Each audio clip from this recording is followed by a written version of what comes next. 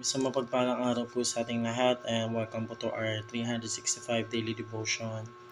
At ngayong araw po, ang pag-uusapan po natin is kasama ba ang Apokripa sa Bible po. So, para po sa ating concept po, ito po ay patungkol po sa Apokripa. So, sinasabi po dito sa concept po natin, the collection of books is included in the canon of scripture by the Roman Catholic Church but included in the canon by the Protestants. So from the Greek word apocrypha, things that are hidden. So pag sinabi po natin apocrypha po, sa Greek word po, ito po ay patungkol po sa mga things that are hidden or mga bagay po na nakatago po.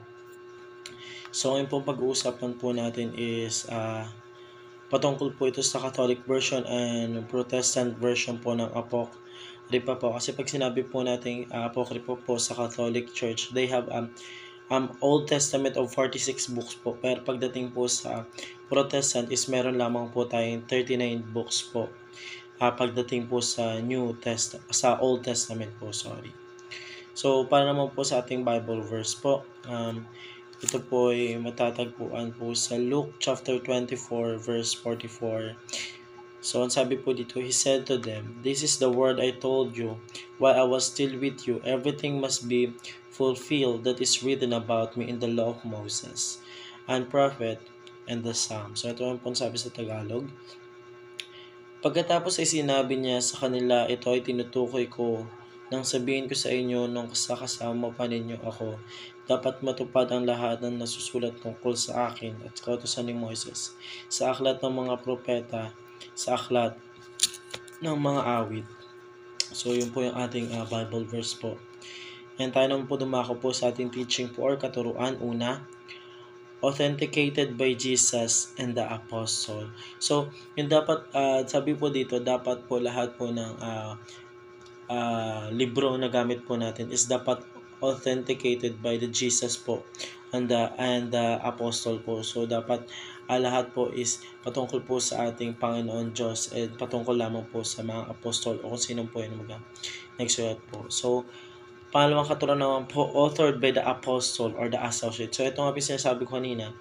Doon po sa Old Testament po natin is meron lamang po tayong 39 books, which is yung po yung mga sinulat po ng mga apostol po natin.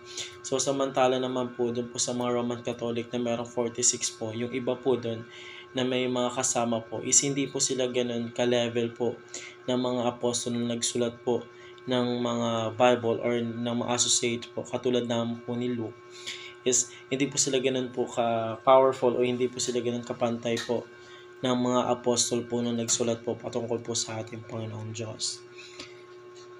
So, pangatlong katuruan po, accepted by the Universal Church. So, pag sinabi po natin Universal Church po is ito po yung pangkalahatan or the whole church po. So, dapat po lahat po ng mga Bible po or na sinulat po ng mga ating apostol po is dapat po accepted po by the Universal Church or sa lahat po ng church na meron po tayo dito po sa mundo po. So, yun lamang po para sa araw na ito. Maraming salamat po sa pakikinig and see you po ulit bukas para po sa ating daily devotion.